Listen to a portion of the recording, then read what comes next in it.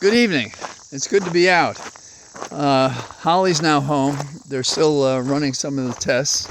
We're hopeful that nothing will pop up.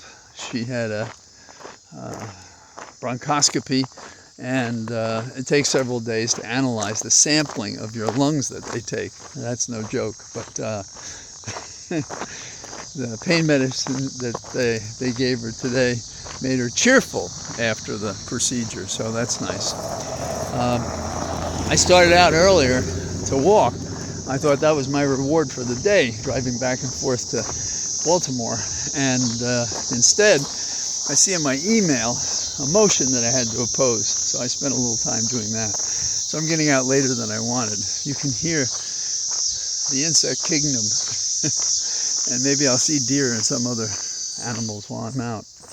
The temperature is terrific, of course. We're headed toward probably a very short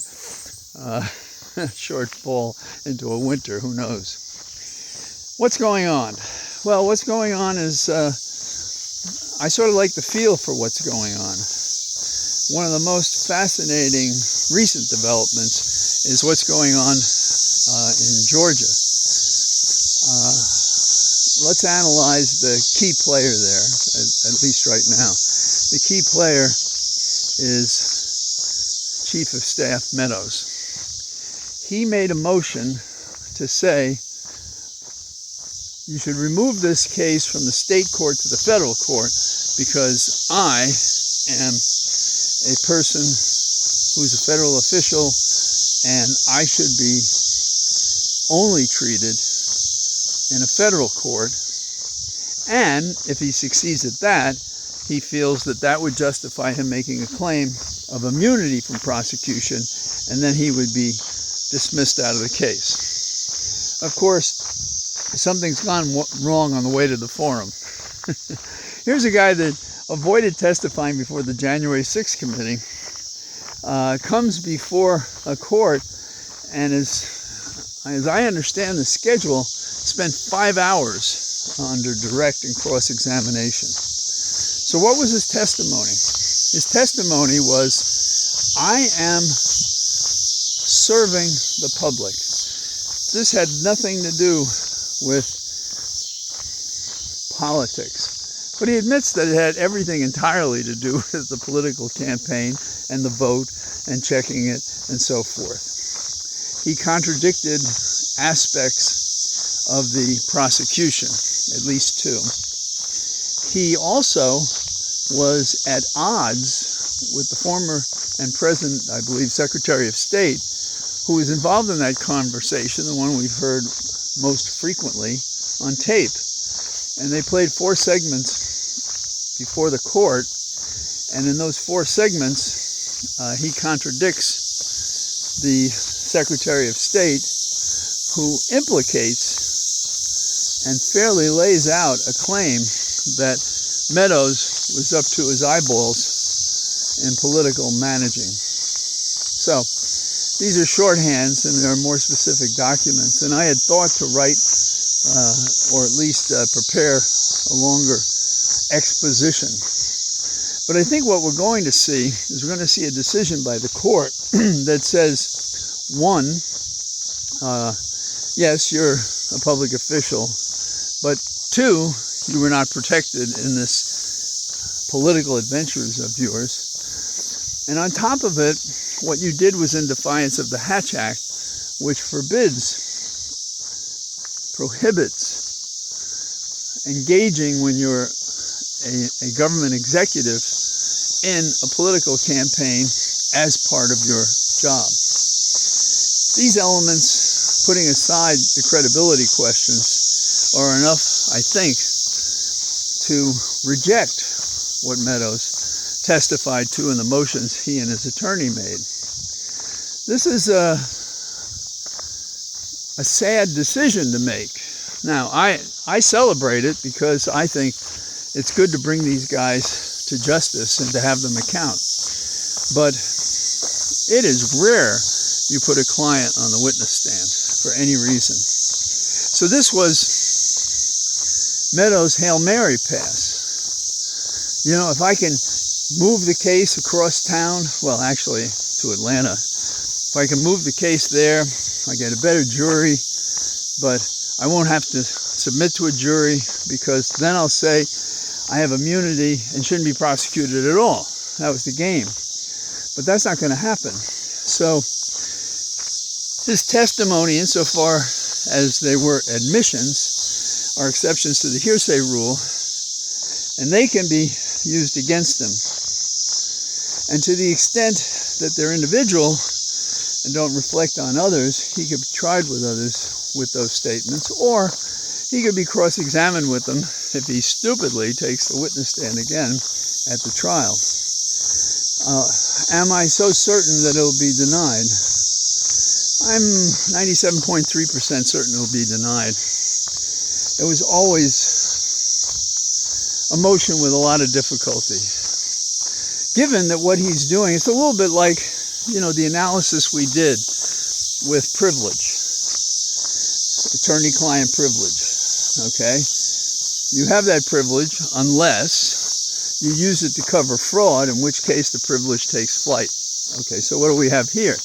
Here we have a person who's a public official, but is he doing public official work that is recognized under the statute?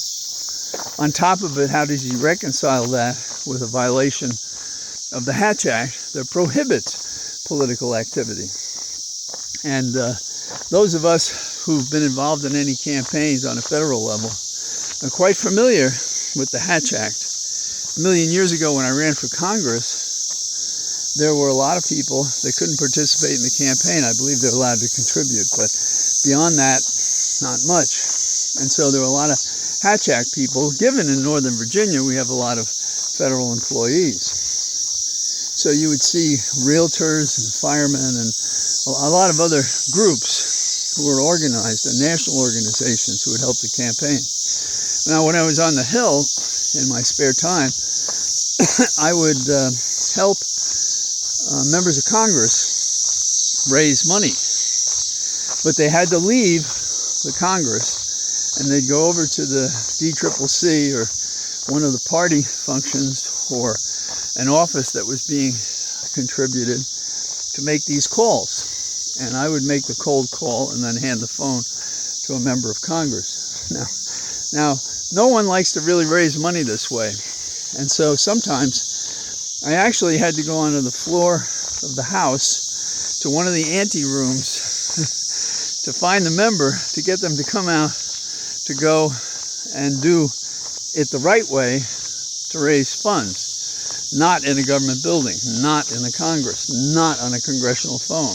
So, but you see, these guys are so arrogant that they threw caution to the wind. Nobody was ever going to catch them. And Meadows, the powerhouses of the universe. Who could ever touch me? And in recent days, you've probably seen more and more, especially among Republicans, obviously, the notion that, hey, how can you do this? I'm a congressman. You haven't heard so much about the senators. The senators know better maybe to keep their mouths shut. And, high-placed government staff like Meadows. So what is going to happen? Well, one of the things that's going to happen is the judge is going to make a decision. The question is when. And all the defendants in the Georgian case with D.A. Willis are supposed to be in court next week. I believe it's the 6th of September. And they're to enter their plea. It'll be not guilty. Meadows will have to appear if the case has not been removed. And I think two things. I think it won't be removed by next week. And I think it will not be removed by a decision of the court after next week. And it could be a day or so, whatever. Now, why does the judge have to take so long? I am sure that the judge wants to have before him the 5 hours of examination and the other witnesses who appeared to make it part of his decision. So that's very logical. So there's a logistical delay. Now the judge can draft portions of it, but if I were writing it, I'd want to be very careful. Now, he probably works pretty quickly, but still, without the precise words, what you think you heard somebody say and what they actually said according to a court reporter are two things that you learn early on as a trial lawyer, in my case, starting out as a prosecutor. There are a couple of times I was certain that a person I cross-examined had said something. And I was preparing my summation one night, and I called the court reporter to say I was certain that the witness said such and such. And the court reporter read to me the testimony, and it did not include that. So, however fair you try to be, you may project something onto testimony or other things because subconsciously you think they meant that, they should have said, I don't know what, but it happens. So I've always been very careful when taking notes or reviewing somebody else's notes, but best of all is a tape recording of what was said or a transcript. So that's one of the reasons why the judge may hold back. Also, the judge will be making a statement if he has not drafted his decision by when they appear in court. And the decision that he's made conforms with what he said when he wouldn't stop the proceeding while this motion was pending, at least as to Meadows. And it's because the state proceeding goes forward unless and until it's removed. So what do I think the outcome's going to be? Like I said, it's in the high 90s that the judge is going to refuse to remove it for a variety of reasons, and the case will stay in the state court. And the others who are watching this proceeding to see if they should, jump into it themselves will decide, that's not really such a good idea.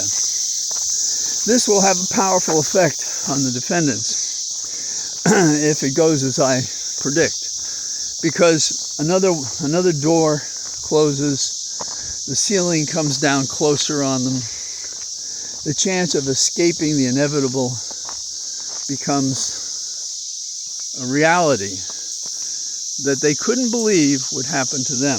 Meadows leading the charge, Giuliani, and so forth. So this is very instructive. Now, what other strong thing has happened that gives us courage and faith in the sense of a belief and hope that finally we're going to have the accounting that has been so long wanting in this tired, anxious democracy and republic? And it is what the federal judge did, Chutkan, in D.C., when she set the date for March of 2024. Now, did she know that the next day was the super primary in the Republican Party? I don't know. Would it matter if she did? Not to her decision, because she said the political goings-on and things that happen in your life, other than this case, take a second place to anything happening in this case. But if you were a judge and wanted to make a point of how uncomfortable you can make a defendant in a case that runs around threatening you and slandering you within the powers that you have, this is one way to do it. Is that what she was doing? I don't know. Is it too subtle? No, I don't think so. Not to Trump. Trump can say whatever he wants, but I read recently how he's like a day trader. His decision is what's going to happen 2 hours from now. So if he does something on day one, he's only dealing with that day or those hours. And the next day, he may take a contradictory position. He's always working the game. And that's why responding to him, if you know how to do it, is important. Now there's this Vivek who is spiraling out of control into second place after Trump. And I've heard some interviews of him. And what people don't get is that because you know a person is crazy, it's not evident to everybody else. So you have to prove it. Well, how do you prove it with a guy like that? He's written lots of things. He's spoken inconsistently. There are things inconsistent in his logic. Now, if we want to attack him, as is justified, there's a wealth of possibilities. But it's not enough to say, you said this, and to presume he, who does not have the values or respect for issues, say like global warming, say like whether or not a person can run for president if one is either charged in 4 felony cases or he is convicted. If you can say those things, how do you attack that? And more thought has to go into that, because it's like finding yourself in a judo match with somebody who has a couple of moves that you have to anticipate. Judo, by the way, means the gentle way. In argument, political and otherwise, you have to know your adversary. You have to know what they've said and what they've done. You cannot coast and just say, I'm having so-and-so on. You might just as well throw him up on the mic and let him talk for 10 minutes and then kick him out of the room. Because to look weak and unable to contradict a person like that is to give them more heft. So, anyhow, those are my thoughts for the day. It's good to finally get out, although I hope to get out earlier. And I think we're on a good path. It's going to be combative, but it's absolutely necessary. It's critical. And we'll start watching these criminals decompose. Their cockiness will not be as obvious. The strain will be enormous. The loss of funds will be relevant. There will be some people, maybe only the lowest, who will come forward and change their mind. Meadows, it seems to me, has lost the opportunity to cooperate, because now that he's been testifying and been contradicting the evidence, he's not so good a witness for the government, because his credibility is shot to blank, blank, blank. So, I like how we're moving. You have to, I always thought when I was younger of these confrontations as like street fistfights. But the truth is, an argument done right and well and prepared for is more complicated than any fistfight. And you can't go unprepared into these battles. If I was invited to talk to one of these people, I'd sit down with all their prior statements, look at their inconsistencies, have them at hand, and then try to lead the questioning into those areas where I had the best information and take down the bastard. That's it. It's not complicated, but it's work. Edward Bennett Williams was asked what was it necessary to be a trial lawyer, and I probably said this before, and he said, all you need is a steel butt. That's true. You also need a forceful manner. You need to know all the material so that you can summon it up when you're having that confrontation. So, I say good evening to you as we lose the sun in my cathedral of trees, and we'll talk again tomorrow. All the best. Bye-bye.